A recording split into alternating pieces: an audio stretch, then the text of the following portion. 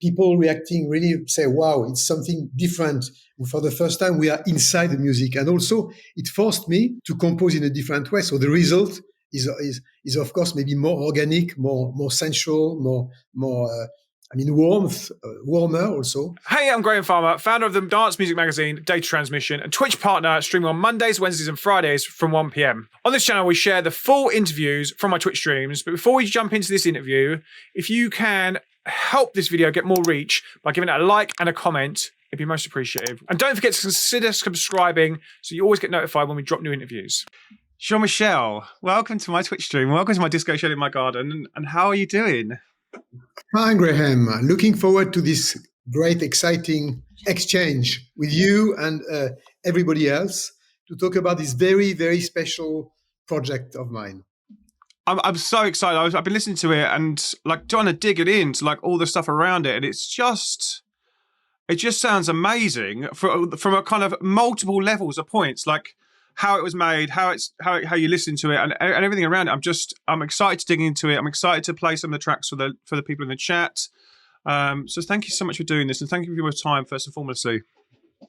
My pleasure. No, it's a great project. I've always been interested since the beginning of my career into a relationship between space and music, and even with my first album Oxygen, I was trying to widen stereo with the tools, quite primitive tools I had back in time.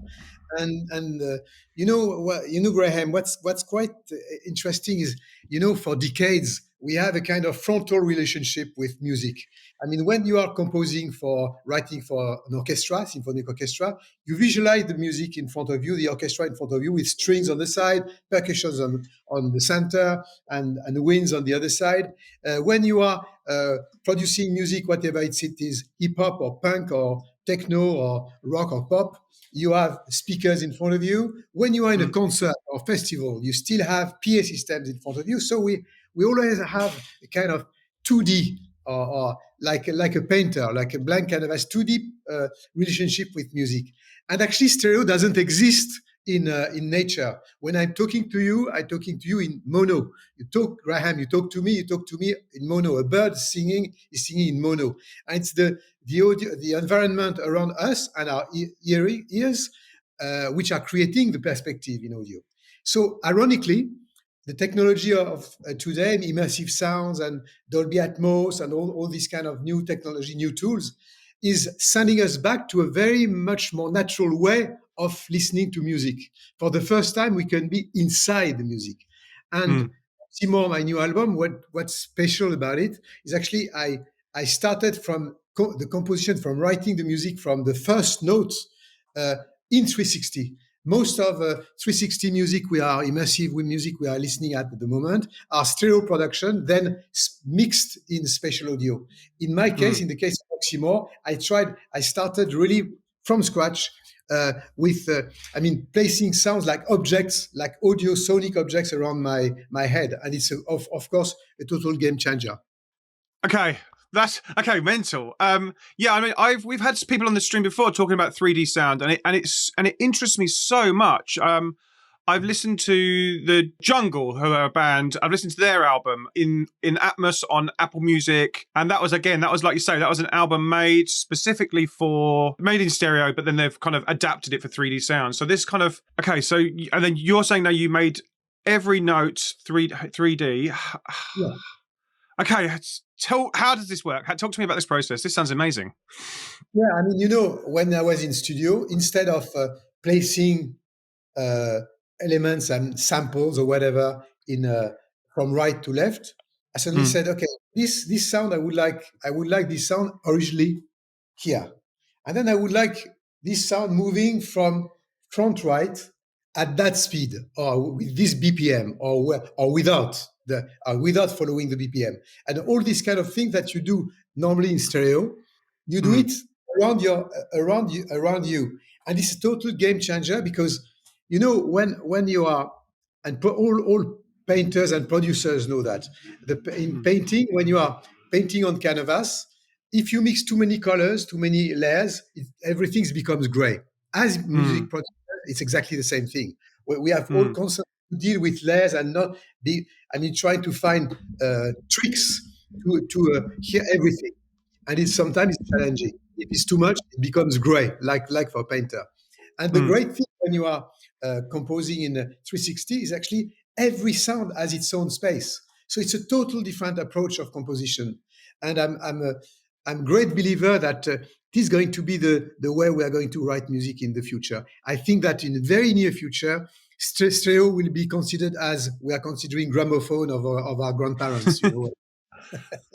Yeah, I bet because especially I bet that's like I'm gang in the chat. Are you surround sound says he's glad he had the extra hour in bed to kind of comprehend all this. His mind's blown already. I agree with you, dude. I agree with you. We're going in right. Okay, so yeah, I get it. So you're placing things round. So in my shed, I'd have stuff over there, stuff over there. This is crazy. This is well cool. And when you listen to it, you get that feeling of immersive, don't you? Exactly. So in my studio, instead of having two speakers, I have 7 speakers. Two on each side and 2 in the back, and then 1 subwoofer. That was when I composed during the composition process. Then I moved into a pure multi-channel studio with 27 speakers all around to be able to place the music every degree. I started with Live Ableton at home in my studio.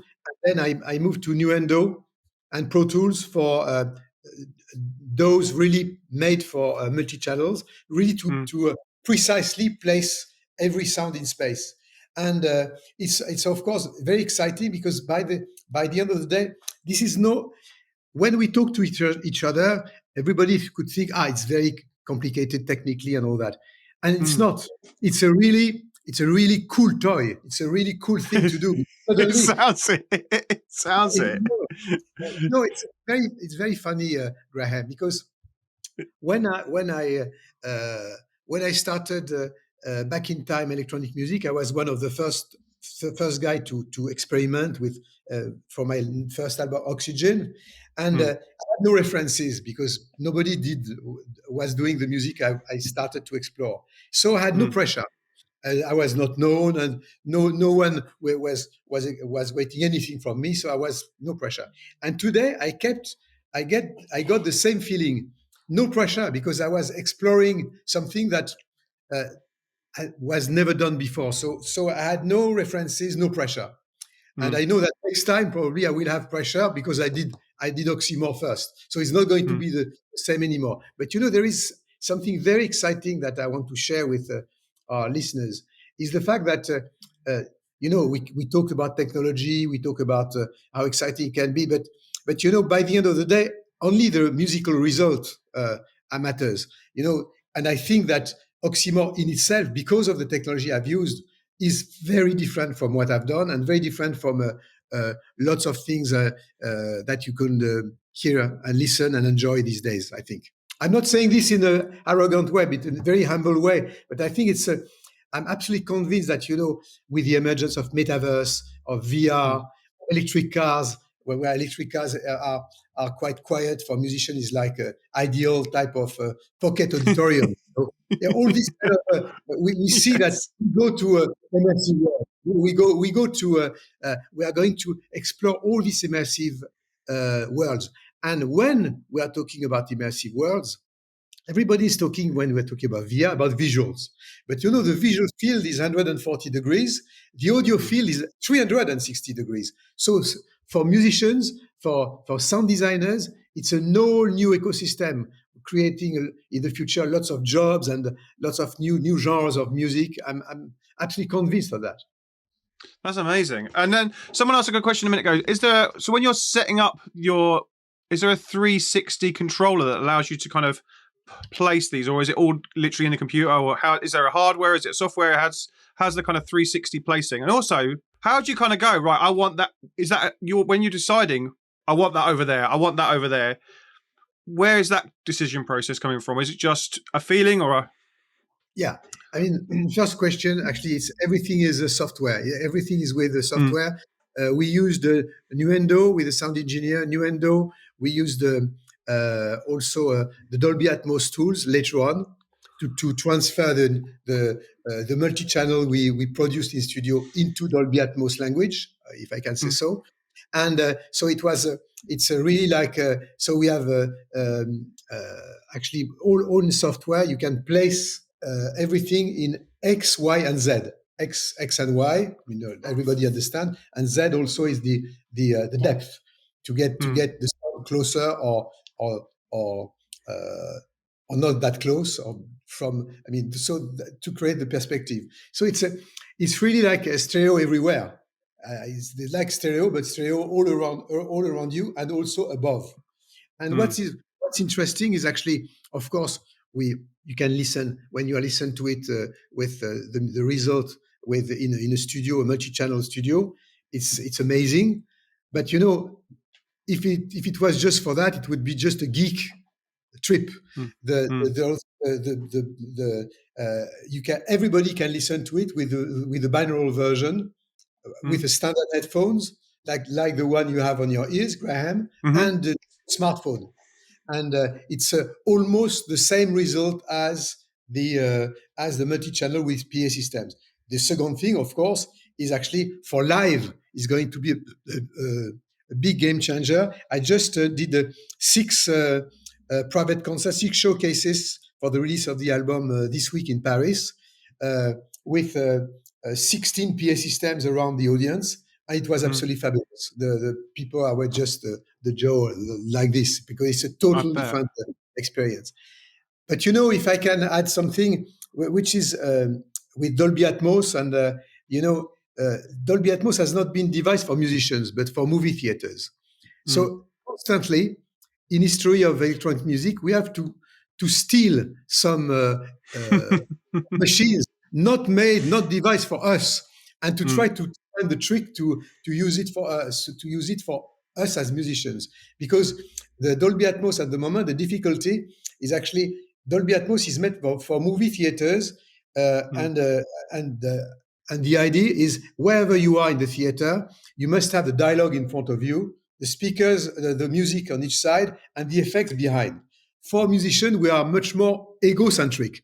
We need to be in the middle and having the equidistant relationship all around you. So it's a different thing. So we discuss with Dolby Atmos engineers to try to find ways to get the decent system to do what we done. The second thing for you were mentioning Apple and all these kind of platforms able to upload some binaural and spatial audio files. Most of the time, the big difficulty is the mastering process. And if you have sound engineers or even anybody can understand, mastering means that when you have finalized your mix, to get the maximum of level, you need to go for a mastering process to make it as powerful as possible. And it's very difficult at today to have a decent mastering for binaural. So this is the reason why that most of the time when you listen binaural to compare to stereo being louder, the binaural is not very convincing. Sounds great. Like if you have because the level is of course is a big game changer. So what we succeeded is to get to find a trick to do a very good mastering for the binaural file. And I think that when you compare the stereo file Oxymore and the binaural, there is a huge difference, and you are really able to feel this great immersive feeling. I mean, okay. Well, gang in the chat, how are you all doing? Are you understanding this? Jean-Michel's just released his brand new album, Oxymore. We're going to listen to some of that in a minute. I'm excited to play some of it for you. Also, if you've got questions, gang in the chat, just let us know. Lars, my helper, is going to be putting them into my file, and we'll have a definite half an hour of solid questions from you guys as we go along towards the end. This isn't the first. So you released basically 2 of these albums, one in binaural and one kind of a normal mastering process. Is that right? And this is and I was listening to the binaural this morning, and it like you say, it's in your headphones. It's fully like you're sitting there going all around you, which is amazing for the average user, like myself, for instance? Actually, I did. This is, of course, the same music. I started by the 360, Mm, uh, as I said. Then producing the binaural version. Then the stereo version. The stereo version went mm, last. Exactly the reverse of lots of productions starting by stereo, as you said very truly, Graham, about the fact mm. that most of people they do their classic traditional stereo production and then they specialize it. I did exactly the reverse. This is the reason why that even the stereo mix is much wider than the normal one because it's coming from the 360 production. And Mm. what's exciting about it is actually it can be shared by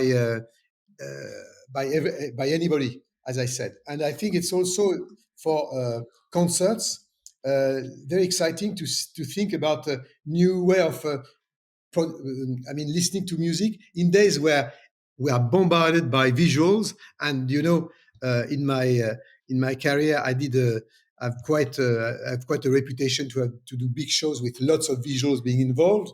Mm. In this case, what I'm really planning to do is actually the concerts I'm going to do could be almost in the dark with very less visual and leaving and focusing the visual in VR. So to get a kind of hybrid situation where my next live concert will be live almost with no visual, but with people closing their eyes and really doing listening the music, and all the visual and the stage design will be done live in VR because I will be at the same time live in a VR world I created called Oxyville, which is between I would say Metropolis and Sin City, kind of imaginary city where I'm playing live. Each time I'm playing live in the real world, if I can say so. I'm also live in the metaverse. I definitely want to dig into this with you in a bit. Like I fully love kind of chatting metaverse, chatting. I know you're fully into the kind of AR as well, as much as VR. I definitely want to talk to you about that as well. There's actually an event in London called Pitch Black Playback, and they literally do listen to albums in complete pitch black. So you kind of get that. Well, from a stereo album, a bit more immersive because you can't see anything; it's just literally in black. But imagining a 360 audio in pitch black is it would be amazing to hear, I'm sure. Yeah, it's quite amazing. But another aspect of Oxymore we didn't touch yet is actually I started my career in a lab close attached to a national radio, the equivalent of the French BBC, Hmm. and this album is also a kind of a tribute, homage to the roots of the French electroacoustic music, electronic music. We have to understand that in the late 40s, you had people such as Pierre-Henry and Pierre Schaeffer, inventor of what we call in Musique Concrète, the electroacoustic music. And it was based the first time that people were thinking in terms of music by saying, instead of just using notes based on solfeggio, why not using noise and mixing noise with instruments or sound of instruments or electric frequencies, oscillators, but mixing, I don't know, the sound of a bird with a clarinet, the sound of a washing machine with percussions. And these guys, they define actually the way we're doing music these days, because nowadays it's a major contribution for musicians today, because whatever you do these days, you can do hip hop or techno or pop, Mm. rock, electro. We're all mixing sound effects with our music. We are all became sound designers as well as musicians. And these Mm. guys, they are at the origin of all this. And almost nobody knows that. This musician Pierre Henry is he would be he would be born in America. He would be probably even more important than John Cage, because he had much more actually influence to the way the grammar we use for Mm. doing music these days. And then I wanted a few years back, doing one track with this avant-garde musician called Pierre Henry. And then he got Mm. ill, he passed away, and it never happened. And then I was in contact with his wife, with his widow, and she said, Pierre left some sounds, fragments of sounds, if one day you want to do something. And for Oxymore, No I said, maybe way. it could be the good moment to use some of his sounds, because this guy was the first one to explore spatialization. He got quite a crazy metallic circle, very big circle like this, and he was using a magnet to actually move in a very primitive way, move sounds all around the room. And I said it could be quite nice to actually pay tribute to this era where they were basically do field recording by recording the sound of the rain, the sound of the street, the sound of the train or whatever, and doing music with this and working on texture. So Oxymore is also a kind of, I would say, bridge between the origin of electroacoustic music, electronic music in the late 40s, and tomorrow morning using Dolby Atmos and granular synthesis and all the modern tools we have now. So it's really a kind of past and futuristic project. That's amazing. That's amazing. Wicked. Should we listen to Swan? Should we listen to a track, gang? Do you want to listen to a track? We can do this. Here we go. Shall we? I'm going to skip past track one should I play track one? Let's play track two. Maybe this one good choice. Yes. Oxymore. Oxymore is really a tribute to really the origin, with lots of work on texture, but just play it. Okay, well, let's play it and then you can tell us about it a bit more. How do I do this? Oh yeah, that. Here we go.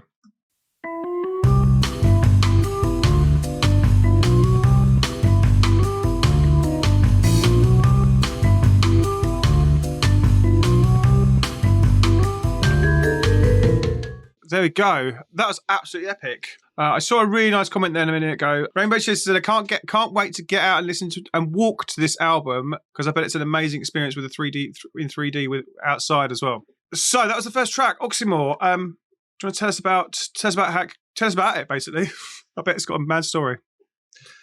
Yeah, Graham. It's the whole album is built like going back to some more abstract tracks to something more festive and more techno-oriented. I really wanted to try to create the idea of a kind of big bang, like this Oxymore track is big bang of electronic music, to something more and more, I mean, melodic and also festive all along until the end of the album. Like a concept in days where we don't listen to albums so much, or to but more picking some tracks here and there in playlists and all that. But I think that it's great. It's very exciting, because then you can learn and having a lot of. But sometimes it's like writing short stories or writing a novel. Sometimes for a musician, on an artistic point of view, you want to tell a story, and Oxymore for me is I really see it as the soundtrack, like that people can, the soundtrack of the movie or the story that people can create in their own mind, where there is nothing to see, everything to listen to, and in a sense, with the idea that in that case, your ears can open your eyes, if you see what I mean. Yeah, 100%. That's crazy. I love that. And we're talking about 3D sound a lot, and am I right in saying that there's a bit of a kind of conflict at the moment between 3D sound? There's two branch ways, as there was maybe like back in the day with VHS and Betamax, or maybe iPods and Zunes. There is this kind of split of who's going to win the battle of which is the kind of industry standard of 3D sound. Yeah, we are at the moment in the dark age of immersive worlds. It's true for metaverse. It's true for VR, from AR. We know that in the next few months, lots of things are going to change. And in terms of sound, the same. You have Dolby Atmos technique. You have now just Google and Samsung are just also getting a new format called Caviar. And then you have this very interesting company called Fraunhofer, the German one. They created the MP3 originally. So it's probably the best multi-channel system at the moment. And they are working with Sony for the Sony 360. So you have actually at the moment 2 and soon 3 different formats. And it's like the beginning of video or the beginning of internet, but you have few players, and maybe they will coexist, or maybe one will win. We don't know yet. So at the moment, which is complex for us, is we are more and more when you are releasing an album or a track, you have more and more jobs as a producer because you have to produce for vinyl, for CD, for streaming platform, in mono, in stereo, in binaural, in 360, becoming a bit of a nightmare. But it's because also we have to think that we're still in the, as I said, the dark age of all this. It's the beginning of metaverse, beginning of immersive sounds. But it's a very exciting opportunity for young creators. It's always good to be in this kind of technological disruptive moment where all doors are open. I think it's a very good moment, very exciting. Yeah, sounds it. A lot of our audience is sort of new producers, aspiring producers. Can they get into this 3D sound now, or do they have to have setups? And is it more expensive, or can they download the software and play with it? And is it open to them as well? And all those sequencers now they have immersive plugins. The most developed at the moment is Nuendo from Steinberg, and Pro Tools also, but Nuendo is far more advanced. I'm using Live Ableton. They are a bit late in terms of immersive plugins, but they have tools you can use, and some of them are even free. So you see that you can really, with even 4 speakers and for small speakers, you can do this, and one subwoofer, you can already compose and produce in your in your bedroom, in your home studio, with not very expensive equipment. Because even if you have four speakers around you, you can still feel the space. Of course, it will be more precise with more speakers, but already with a kind of regular, what we call 5.1 studio small speakers, you can do that, and then you produce the results in binaural because you have just like a down mix. And here we go, and you can distribute your music from your home studio directly, like we do for stereo. It's the same thing. So it's a very exciting process, because what I think is, I'm not a great believer, to tell you the truth, of these companies and majors saying, okay, it's really cool, we are going to do the same thing as we did for CD after vinyl. We sold the same music to the same people because they had the music, let's say the Beatles or Pink Floyd in vinyl. We're going to send the same music with CD because it's a new technology. And today, I know that some majors are thinking the same, saying, we could get Frank Sinatra or the Beatles in 360. But who cares about having Frank Sinatra in 360? It has been recorded in mono, and having Frank Sinatra's voice turning around your head is just stupid. It's not interesting. What is interesting is to create new music for these new formats. You see what I mean? So I agree. For young producers, it's a great opportunity. Can you mix Cairo FX Live? Can you mix immersive sound in your headphones? Yeah, absolutely. That's a great question. It's even more precise. Well, it's exactly the way when you mix in stereo with your headphones, you can hear a lot of details, and to have to place your sound directly and precisely, headphones is a very good reference, and of course you can do it. I did myself some remix, for instance, and just without using my standard headphones. So yes, that's very cool. Okay, that's very cool.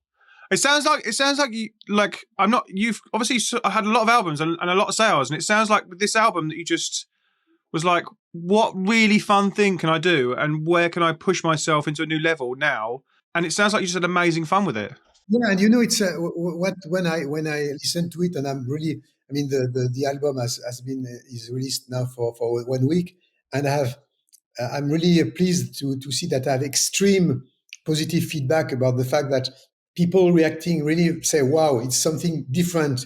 For the first time, we are inside the music. And also it forced me, but that was even almost unconscious, to compose in a different way. So the result is of course maybe more organic, more sensual, more warmer also, and and it can be it's I think it's quite as well as the cool and ambient part, rather than the quite brutal and rhythmic part. It works both ways, and I think it's good.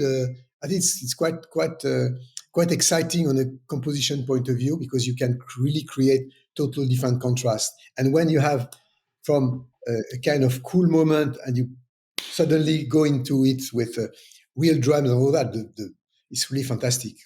It's like, it's like when you listen in a Dolby Atmos movie theater, some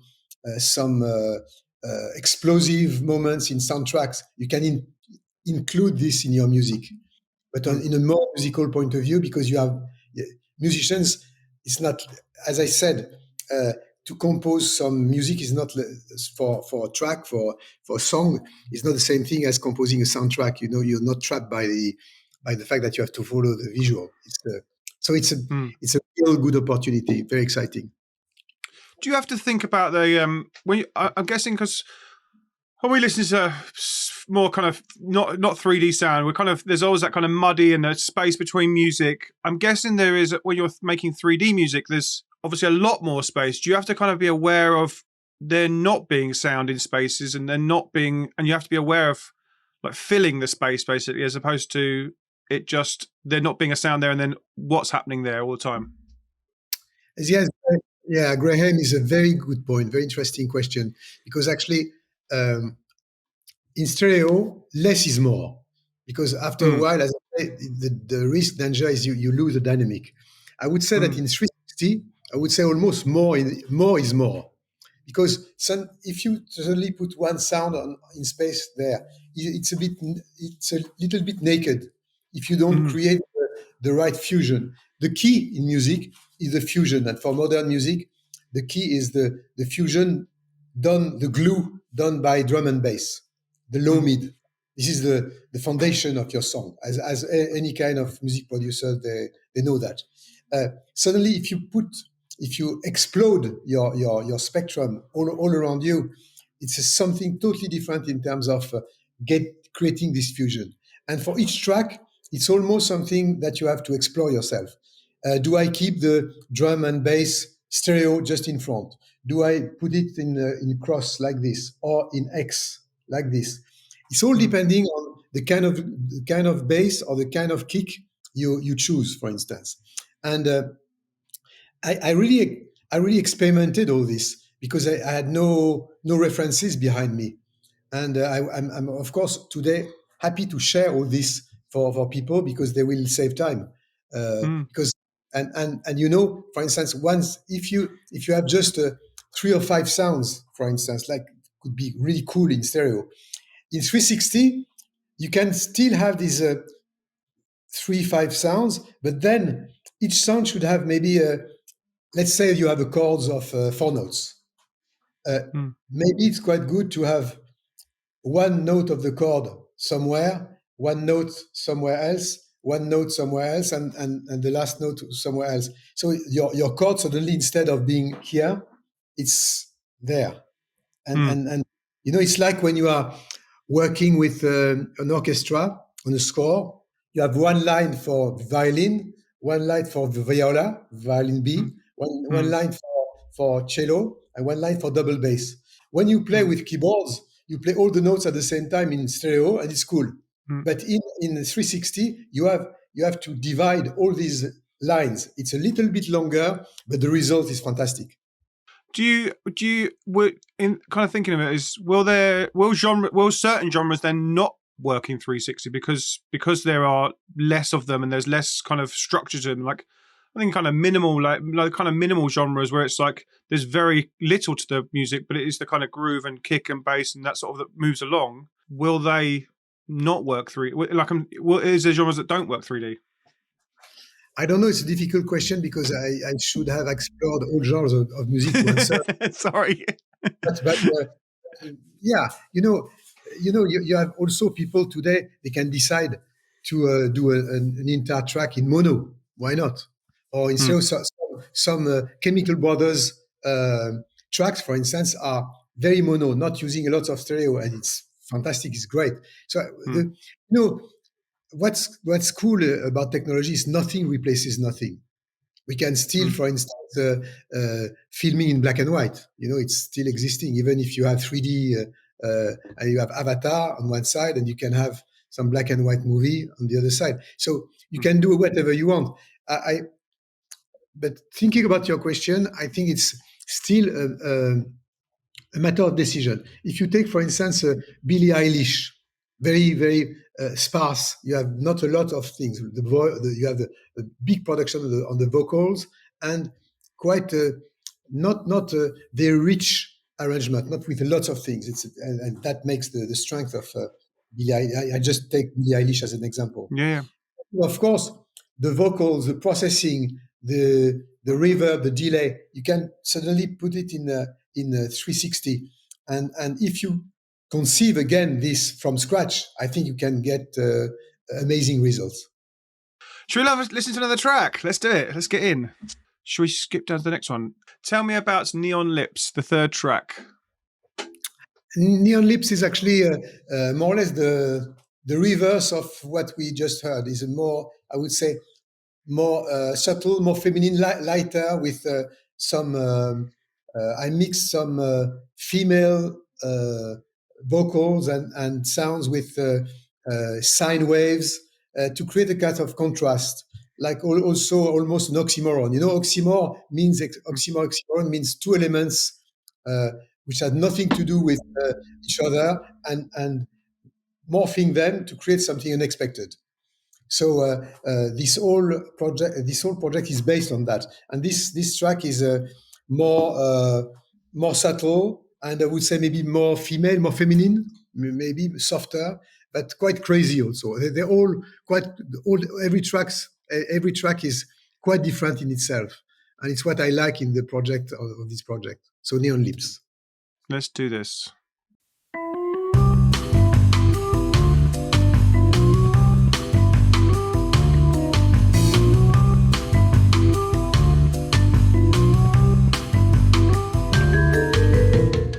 There you go, gang. How you enjoyed that? If you're listening at home and you've got your headphones on, because I'm using the binaural version on from SoundCloud, so you should be getting the hopefully the full effect, because I'm streaming it through something and streaming it through out there. But hopefully you're getting the kind of full effect of the music from this Twitch stream. Hopefully, let me know in the chat if you are. I've seen some people that are, and they're enjoying it. Some of them are using 3D headphones. That's great to hear. Yes, Graham. Actually, I was just going to say that, of course, the binaural version is made for headphones, not for speakers. It's okay on speakers, but there's nothing special. It's just you listen to the music normally. But of course, my advice would be for people who are following us, if they can, to listen to the music with their headphones, whatever headphones it is, doesn't matter. They're standard That's headphones. great. That's great. It works on even the base models of headphones. That's great. Yes, you don't need any kind of extra technology or extra files or app or whatever. Just your standard headphones and your smartphone or laptop is all right. Creating music like this, does it kind of allow you to give more depth and emotion to music? What do you mean? Well, I guess because you've got more space, you've got kind of that 3D area that you can kind of, it allows you to maybe bring more emotion, more range to what you're creating. Absolutely. I mean, it's you still have some people, if they listen to the album or some tracks 2, 3, or 4 times, they will discover sounds they didn't see. It's like watching a movie sometimes 2 or 3 times. Suddenly you discover things that you didn't see the first time. It's exactly the same thing, because you have lots of informations in Oxymore all the way. You have lots of things going on, and also I wanted to have fun with the fact that in days where we are we are very formatted tracks where you have patterns of 4 bars repeating, copied, and when you have a kind of logic into the progression of a track. In the case, I really wanted to break with this.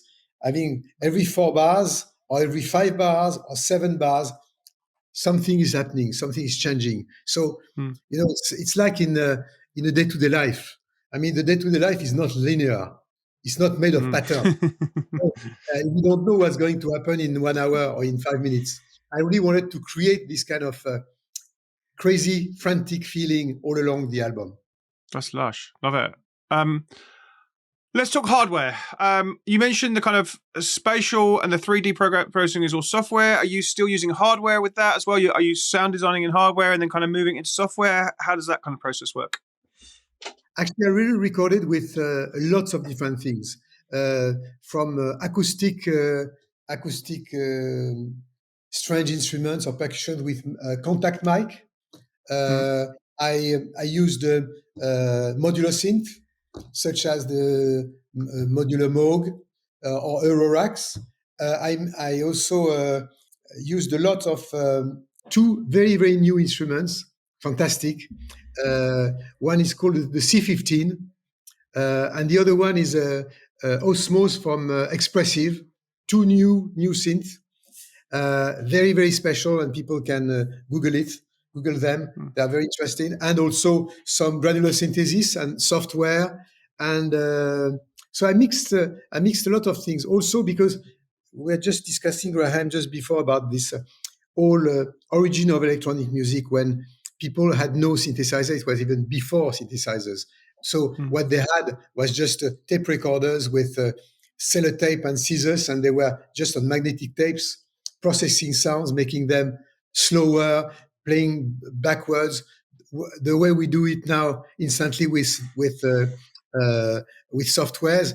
These guys, they were spending hours to do this, but of course the result was totally different. So I got a lot of fun to try also to create these kind of things. For instance, at the beginning of the album, there is the sound of a fire, and I mixed the sound of real fire with like people doing sound effects in movies when they use, for instance, magnetic tapes or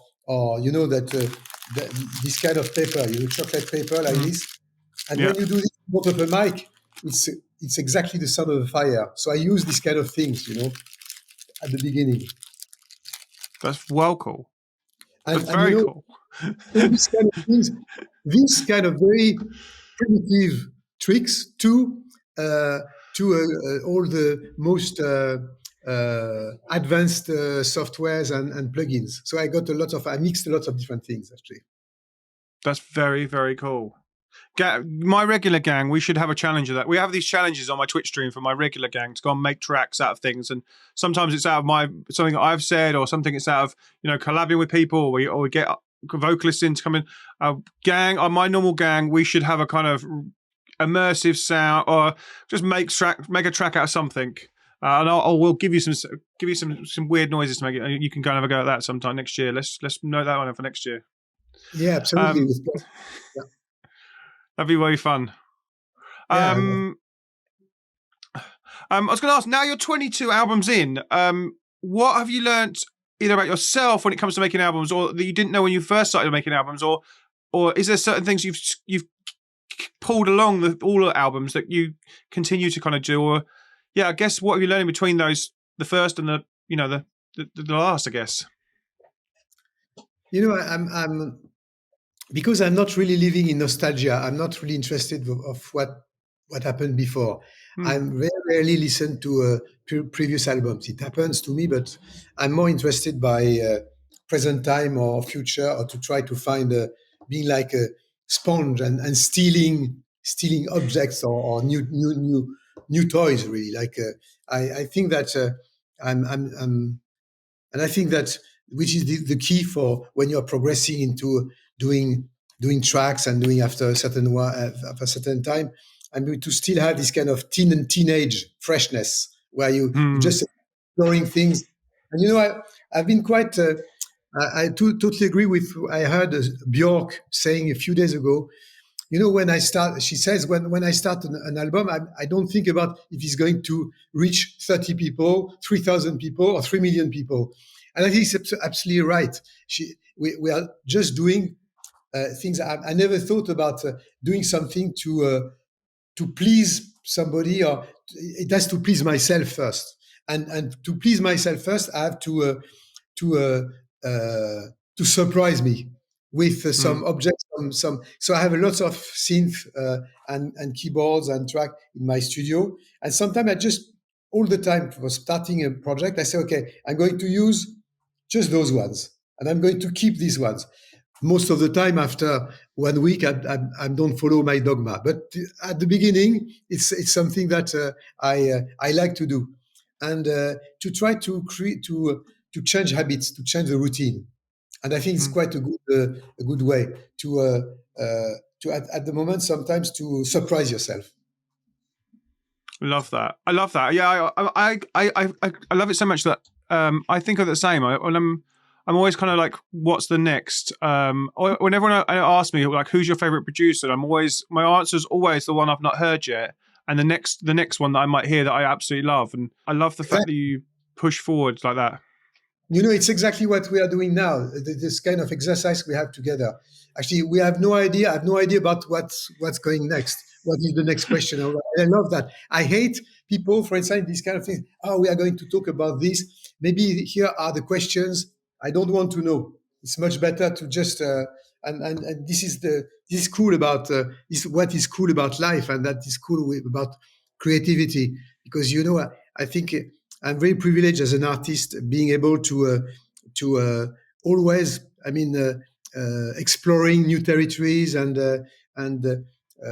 trying to just experimenting things. And Oxymore is for me some I got a lot of fun, and it's funny because Graham, it took me maybe 7 weeks to write all the music, but it took Hmm. me then 7 months to produce the whole special things the way really I wanted to do it. So and ironically, because the music is very rich of Oxymore, you have lots of elements, and I went almost in an unconscious way. I was really sometimes it's going fast. We all know that as a music producer. Sometimes you stay 3 weeks stuck on one thing, and most of the time Hmm. it's very bad. And some of the time, ideas are just coming like this in a very mysterious way. And for Oxymore, I must say that it's a complex album. It's not complicated, but quite complex with lots of formations. But it went probably because I was exploring this kind of space around me. I had lots of space and lots to experiment and to put lots of different sounds and also to try to find to surprise myself with unexpected encounters with sounds, like I, like I said, the clarinet with a bird, or all these kind of things, and to try to match them, and it was really fun. That's very cool. That's very cool. Have you thought about favoritism asked in the chat? Have you actually contemplated how the brain positions this sound? Like you're positioning it there, but have you looked into how the brain then deals with the sound coming from all around you? Yes, it's a very very interesting thing, because by the end of the way, art is art. Art, any art form, is all about fooling your brain. Mm. It's like the cheating, and to surprise your brain. And then with these kind of things, you can really surprise your brain. And suddenly, for instance, if you have a sound going from here to here, and then pam pam, your brain will not feel the movement. But if you move it from there at certain speed, you really feel the space much more. It's all kind of thing that you learn on the way, on the go, on the process. This is quite fun. Yes, of course. It sounds really cool. No wonder it took 7 months. It must have just been like, I'll try it a bit slower, I'll try it a bit faster, and see, and then just kind of touching and feeling as you go, basically. Yeah, but also, you go back to it, and you start, and you say, it could have been better. For me, an album is never finished.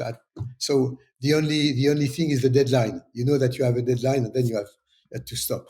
Otherwise, and also sometimes if you work too much on something, just ruining and destroying what you've done. And so it's a very subtle mixture, subtle balance between being a perfectionist and not being too obsessed and destroying what you've done. So it's a difficult balance. All music producers, they know that. I guess there's the playing with the sound. I guess was there from playing with the sound, but was there kind of external influences you kind of pulled into this project that you want to discuss? From because I really started the process exactly 1 year ago, and since 1 year, the technology evolved so much, like if it was 10 years. So the tools today are much more, much richer and much different than 1 year ago. It goes so fast. So this is also the reason why that on the go, I said, maybe I could use this that I didn't have 6 months ago. And then you can become crazy very, very quickly with this. So at one moment you have to, but this past few months, I learned a lot on all these matters. It's very exciting. Also linked to VR, to AR. It's also a quite good combination also. Okay, let's listen to another track and then we'll start talking VR and AR because I really want to get into that. Let's get in and listen to the next one. I'm just gonna keep going down because I feel like playing it in the order you intended it in is the best for our audience and for the rest of the listeners. So Sonic Land. Yeah. Tell me about the story of Sonic Land. Sonic Land is, as the title means, a kind of trip mixing really acoustic strings from orchestra with sounds made with the synclavier. Synclavier is the first one of the first sampler from the 80s. Very complex machine, with very specific sounds. And the second part is with. I was talking to you about the fact that I wanted to create some tracks with every 4 bars there is something unexpected happens, so I really, the second part, introducing all the drum loops, but the drum loops are always changing all the time. Then even the sound of the kick, the sound of the rim shot or bass drum, halftime. I mean, just to surprise the ears and to surprise the brain, because these changes of the sound of the kick or bass mixed with the different position in space creates something quite exciting and quite unexpected again. Okay, well, let's listen to this. I'm excited to hear this. Let's go for it.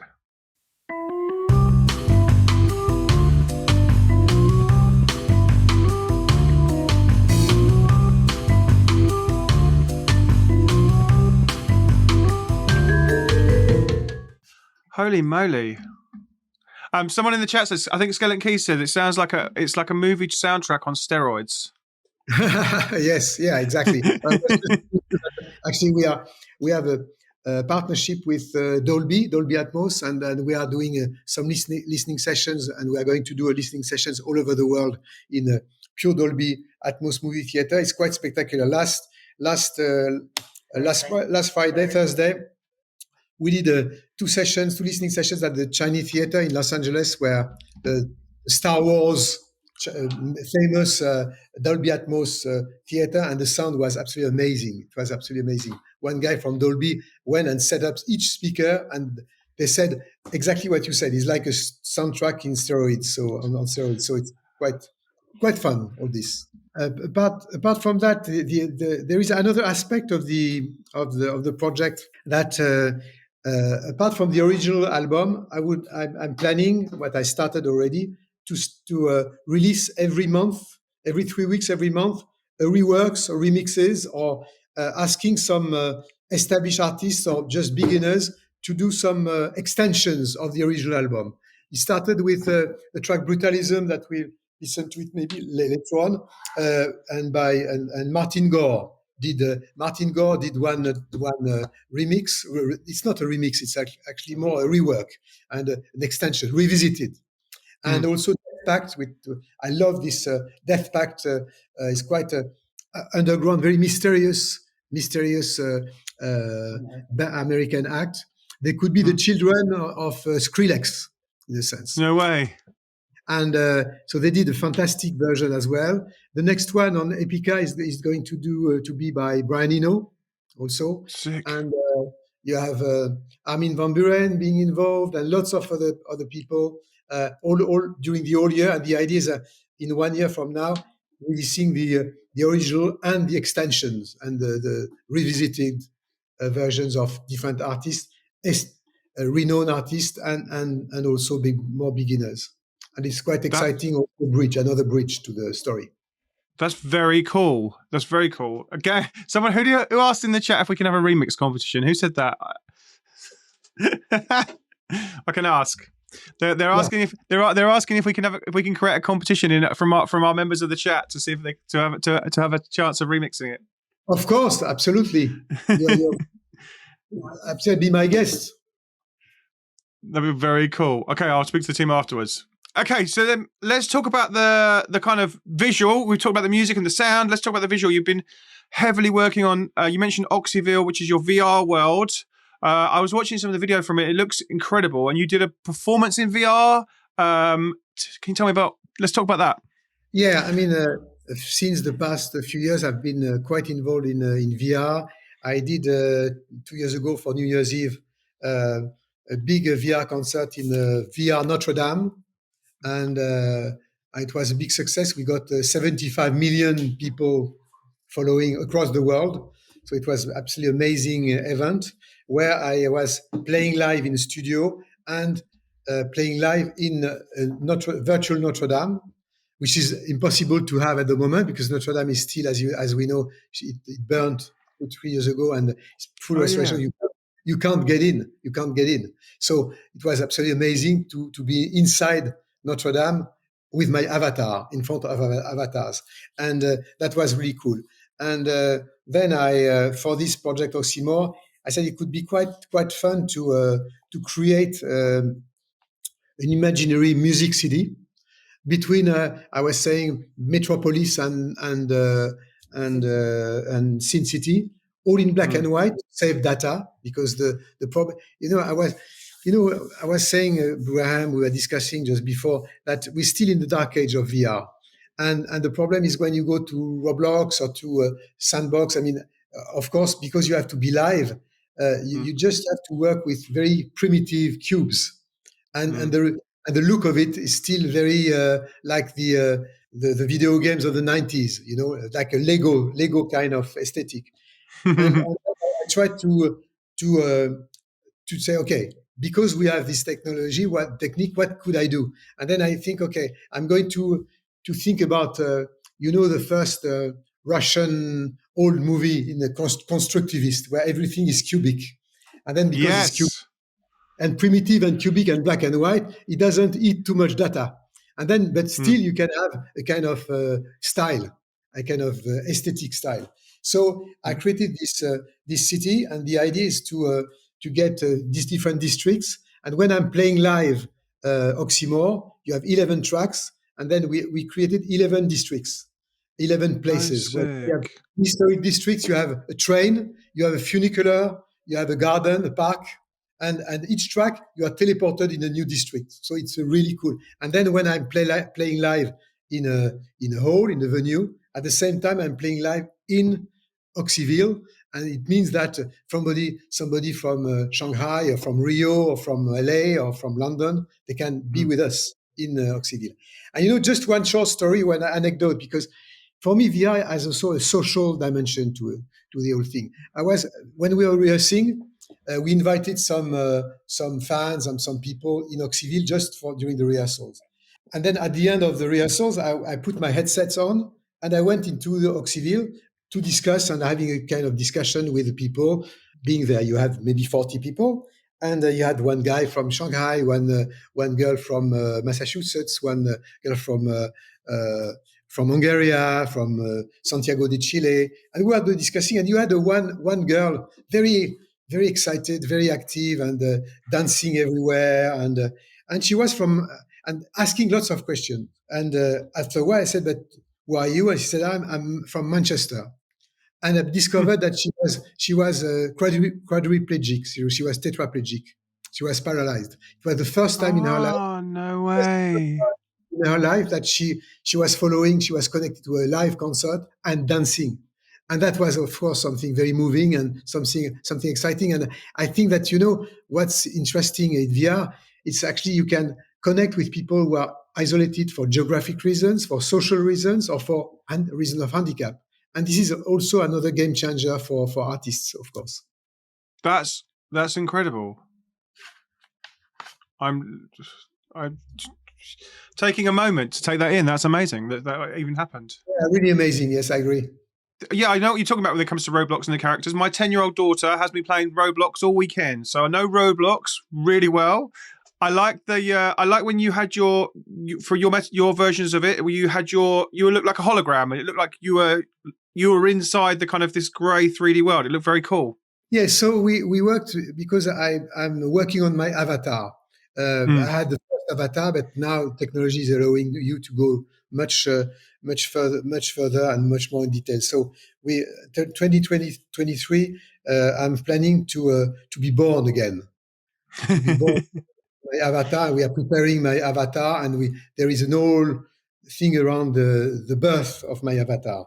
And but also what's great in VR, you can be with your avatar, but you can be also with a kind of hologram. You have now some cameras called the Kinect, able to capture your image, like with capture on your body. Yeah. But instead of having capture on your body, you have one Kinect and even few cameras. I mean, you don't need to have any captors on your body because it takes every details of your movements. And then to project that, it's not exactly a hologram. It's between holographic and avatar technique. And it's well, the great thing is actually it can be yourself. I mean, you can be Graham, not the avatar of Graham. You can be the real Graham and the real James J, the real Jean-Michel inside. And it's what we did for Oxyville this time. And it worked very well because suddenly you are in a district, like in a festival, outdoor, and you have the stage with myself in the middle of a park or in the middle of in front of in a theater or anywhere you want. That's quite cool. That's very, very cool. And also, Graham, this city, I really would like being. I'm a little bit like the mayor of the village with the keys, and I would like in the future giving the keys of the village or one district or one area for young DJs or young producers, so they can come and do their own project or residency or getting familiar to some VR tools. This is really something. We're not ready yet, but in a few months from now, I really would like to open the city to young producers or old producers. That sounds very cool. Yeah, that sounds very cool. Is it when you're performing live? Do you then right? So okay. So I understand the visual now. I kind of understand the audio. How does that combine when you're playing live? Are you playing 3D live? Are you playing? How does that part work? Yeah, I'm playing 3D live, and in VR, it's binaural for headphones. You cannot have the full multi-channel in VR. It would be too greedy in terms of data. But binaural, yes, binaural, and also with head tracking. So I mean, if you move your head in VR, the sound is moving also. Like in real life. That's very cool. That's very, very cool. And are you so from a performance point of view, are you using a big kind of live setup? Can you talk us through that? Yeah, it's constantly evolving. At the moment, I'm using with lots of touch screen from very interesting. It's called the Array Touch. It's from a company called Embod.me. And this company, they created is it's a little bit like an iPad, but you can also iPad is just you just touch a hard glass. In this way, you can also push inside, so you have like a keyboard a little bit, so you can play X, Y, and Z. So I use few of them. So one is dedicated for percussion, the other one for joystick for space. Another one is for sending samples. Another one is for mixing. I don't have any more mixing desk. The one touch screen is dedicated for mixing, so it's quite. And also I have some instruments I play with a bow, like waterphone, very acoustic. The thunder drum, which is a very fun drum. It looks like a bongo with a long tail, metallic tail, and when you shake it, it creates the sound of thunder. It's quite spectacular. I have one around. I think when we'll play the next song, I will get it and I will show it to you later. Amazing. Yeah, let's play another song in a minute. I heard you speaking recently about augmented reality, and I love the thought of augmented reality, especially when it comes to. I think I'm more excited about AR than I am about VR, and I think mainly, especially when you start getting into kind of contact lens. Obviously at the moment it's quite blocky, but even when you're going to glasses and then you're going to contact lenses, it's going to really change that kind of modern live performances and what you can do live. Have you? I guess I just want to get your thoughts on it. I totally agree. I'm sure that in the next 10 years, in 10 years, we look back to our time with this stupid huge glasses, like we are looking with lots of nostalgia. The first cars, first cars are pom pom pom pom pom. I mean, just going at 20 miles per hour, and the first computers and the first phones as well. Like the first Macintosh, or Yep. Because very quickly, in about 1 year or so, you'll have glasses like mine. We could have, this will be normal glasses or side glasses with AR and VR. It will be, and this is going to happen, and that's going to be, of course, a big game changer. And when you're talking about AR, which is great with AR, that you could imagine that for instance, you could imagine a gig in a white hall. There is nothing, and all the design is coming from in your glasses. So, I mean, in terms of carbon footprint, you can save lots of things. That lots of advantages. For instance, you could have in a electronic festival, you could have this, but all the lights and fireworks could be in your glasses. For instance, this kind of hybrid situation. That's very cool. Could be a game changer. You can be also at your home and having the artist singing or playing in your living room, with AR. All these kind of fantastic things going to change entirely the way we conceive shows in the future. That's going to be crazy. That's going to be very crazy. Right, let's listen to the track, and then we've got about half an hour left. Let's get into. We've got so many questions from the audience, so I feel like let's go and let them. We'll ask loads of those, and then get your questions over. So if you've got any more questions, get me in while we play the next track, and then we'll go rapid fire for Jean-Michel and see if we can see what. Okay, let's that sound fun? Yeah. Okay. Right, we are on Animal. The problem is if we can't play everything, I think we could go to where do you want to play? You choose one. Yeah, we could maybe play Sex in the Machine, maybe.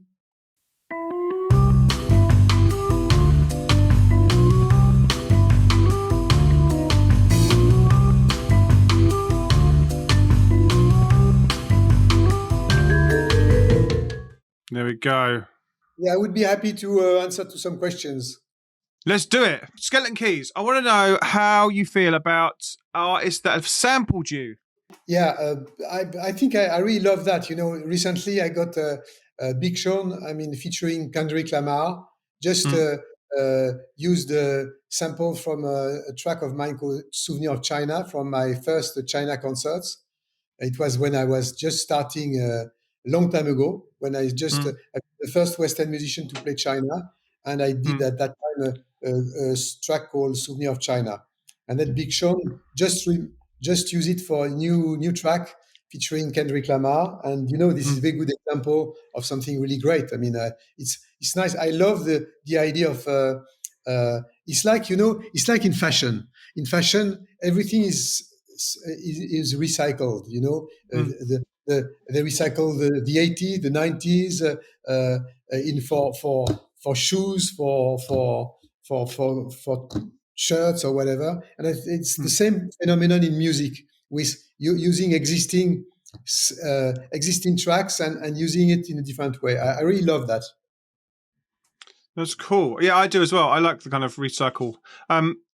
Right, next one. I'm going to keep going with these. There's loads. Flipping hell. What is your favorite plugin and software? Let's go geeky. Changing all the time. It's really, it's an impossible question because it depends on what you want to do. Yeah. Basically, I love Omnisquare from Eric Pershing from Spectrasonics. I love all the sample logic plugins and all Arturia also. All Arturia's copy of hardware into soft synth are very, very well done. I love them. That's cool. Someone also said in the chat, I saw it during that last track, that it would be amazing to see a collaboration with you and Eric Prydz. I don't know if you're aware of Eric Prydz and his kind of mad, hollow kind of 3D shows. I know him. I know his work very well, and pass the message over to him whenever he wants. Man, let's clip that and make it happen. Yes. Okay, do yourself. We'll clip it and make it happen. Exactly. That's right. Would you go back and mix your older albums in 360? Not necessarily, because as I said, I think the previous albums, maybe except Oxygen for very strange, very specific reasons, have not been designed for 360. And I'm quite against at the moment revisiting some things that have been done in stereo in 360. For me, it's a little bit like colorizing black and white movie into colors. Yes, I get it. There's a channel here in the UK, and it's basically it's the war movies in color. Yeah, and no, it's quite fun. This is the reason why I say it's not necessarily always. War in color. I don't know if it's that fun, but it's quite interesting because suddenly it becomes in a very strange way the war into a kind of a dark video game. So it's quite interesting. I think these are just, it's not the whole war, it's just the war movies. I missed the word movie out. Also you had the BBC did the war in color with, they found some first color cameras from Japan and from America filming kamikaze in color, and it's quite strange, quite crazy. But you know what I mean. I think most of the time I'm not really interested to revisit what I've done, maybe except for Oxygen, because Oxygen has that kind of spacey texture that could work, but otherwise no. I noticed that you, I was watching interviews earlier, and I noticed that you had mentioned that you'd kind of, with Oxygen, you'd done a parts 2 and parts 3 of kind of like sequels of in a movie. And I wanted to just say that when I was speaking to you, that I love that kind of notion that you would have like in films, you'd have parts 1 and parts 2 and parts 3 and kind of sequels to things. And I love that you'd done that. And you don't see that very often. And I just wanted to, while I was with you, I thought I'd like to tell you. I want to do maybe one day a prequel of Oxygen, like Alien, to do before. It could be quite fun. But I agree with you. It's not done a lot, and I love the idea of having done the sequel of like in a movie. I think it's quite fun. Milan Kalasper, if I may ask, Jean-Michel, when Vroom and Pavel were creating the virtual oxymoron, were they told what to display for which song, or was there kind of did they have the creative input? No, I think I devised the whole. I defined the whole visual environment, and then I asked Pavel and the VR Room team to conceive what I had in mind and they did it with great talent. And then I decided that this district or this visual environment should go with this song. I mean, I really I'd like a director, like a movie director. And then, of course, working with a brilliant graphic team like Pavel and the old Vroom team. Thanks to Milan for asking the question. And thanks to Milan for the question. Well, good. What's the next one? Hi, Jean-Michel. From an artistic creative perspective, was it easier to create Oxymore than Zuluk? What was the biggest challenge you had to overcome with Oxymore? Wow, big question. As I said, I always am convinced that technology or new technological tools are dictating a project. In the case of Oxymore, we talked about it with immersive technology, Dolby Atmos, etc. And for Zuluk, it was an instrument called the Fairlight. The Fairlight was, with Synclavier, the first big sampling instrument. And I received it. I was the first one in Europe I remember with Peter Gabriel also getting one. It's an Australian instrument. And that was really at the origin of Zuluk, because for the first time, you could, record the sound of your dogs and playing chords with your dogs, with the note of your dogs, barking instantly. And you could sample anything and playing and getting it in your keyboard immediately and playing chords with any kind of sounds. So that was really the basis of Zuluk. So each project is linked to a kind of new instrument for me. That's very, very cool. Cairo FX Live, can you tell us more about the mastering immersive sound? Can you tell us more about mastering immersive sound? Interesting and challenging answer, because at the moment when the mastering tools are devised and designed for stereo, for two tracks, suddenly in multi-channel, if you take Dolby Atmos, you have to deal with 12 tracks at the same time, 7.4.1, which 12. And you don't have hardware mastering tools yet for that. So we had to create a fairly complex plugins to be able to masterize the 12 tracks at the same time in sync. And that was quite difficult. And my brilliant friend David Perrault, mastering engineer, he found the way to do a masterizing all these 12 tracks at the same time. This is the reason why we have a quite decent level and quite decent powerful result compared to the stereo track. That's very cool. I get sucked into listening, man. It's like I could listen to you all day. It's amazing. This is so interesting and so blows my mind. I'm enjoying so much of it. So thank you very much for joining us today. It's been so much fun. No, I'm really enjoying the conversation as well, I was saying. Right. Thank you. Your team earlier were telling me about when you were creating Oxyville, there was some restrictions around and extra costs around you being in Europe and kind of AI and VR that you had to go through the States. And can you tell us about that? That sounded a headache.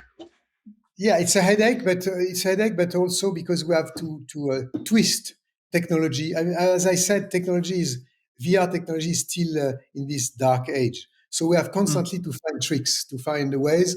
And I'm very lucky to have a French startup called Vroom with a brilliant and genius in terms of graphics and in terms of technically also to get the right to create the right environment, working with the right engine, with Georgi and Victor and Pavel and Maud and Louis and lots of. So they are part based in France, based in Georgia, based in Italy, based in Barcelona, and but the beauty of it with VR is actually we can be everywhere in the world and working together. So it's not and it's much less and much less. You reduce cost than traveling, and it's very you are sometimes working on different time zones. So when part of the crew is sleeping, otherwise other people are working, and so on and so forth. So we work more or less 24 hours a day, and it's you save time, you save carbon footprint also, and we are also working for the distribution. We are for the platform with VR Chat in the American platform, and to do the broadcast and distribution. So it's an old gang of people from all over the world. Lee's Mapman. Will the Atmos version be available for a physical release like the audio Blu-ray or downloads like the binaural mix? Actually, Blu-ray will be maybe one of these days, but at the moment you can download the Dolby Atmos through platforms such as Apple Music, for instance, and you are able to play it through your amp, exactly like a Blu-ray. You can just that's cool. So you can and the amp will immediately detect if you are in stereo, if you have just stereo speakers, or if you are in 5.1, or if you are in a Dolby Atmos 7.4.1, if you have a sophisticated hall at home. So this is, you don't need to go through Blu-ray anymore. You can just play the file from Apple, Amazon, or other platforms available, and then your amp will detect automatically, like a Blu-ray, will detect the adequate format.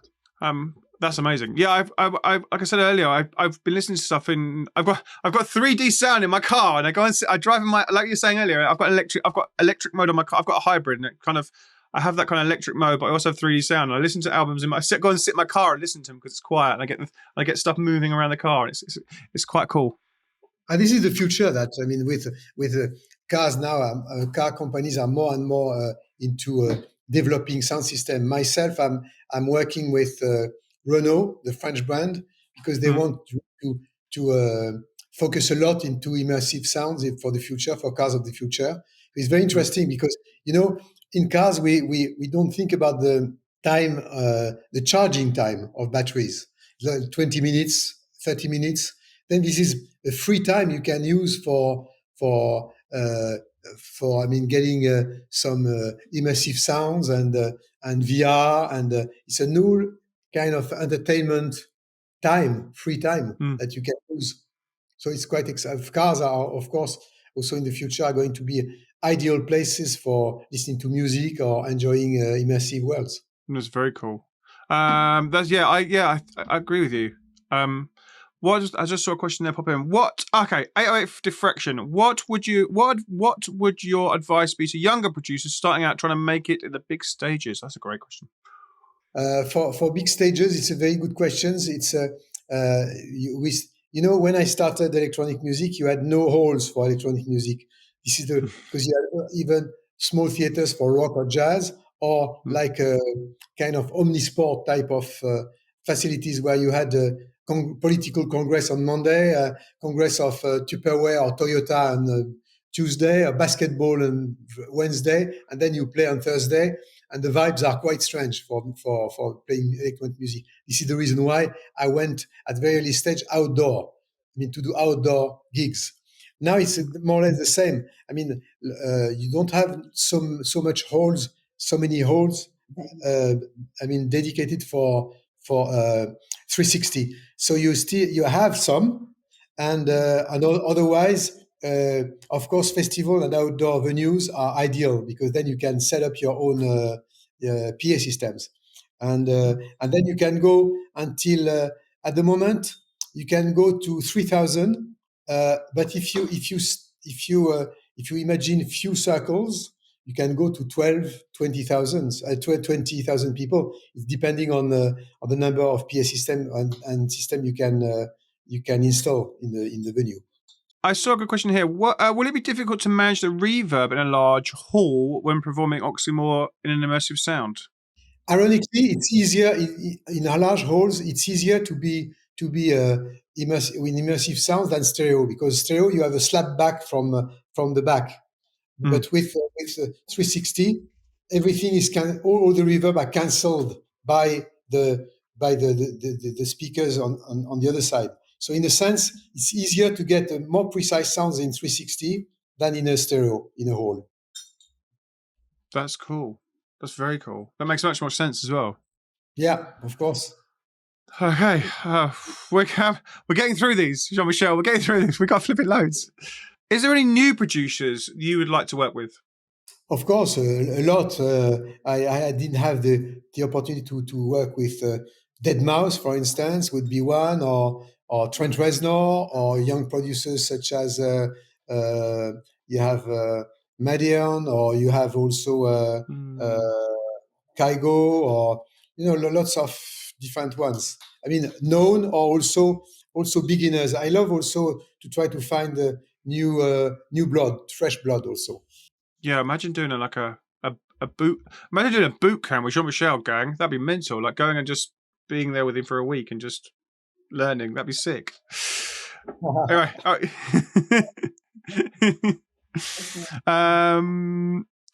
let's play the next track. Let's go. I want to get it in before we run out of front page time. Let's do this. Epica, yes.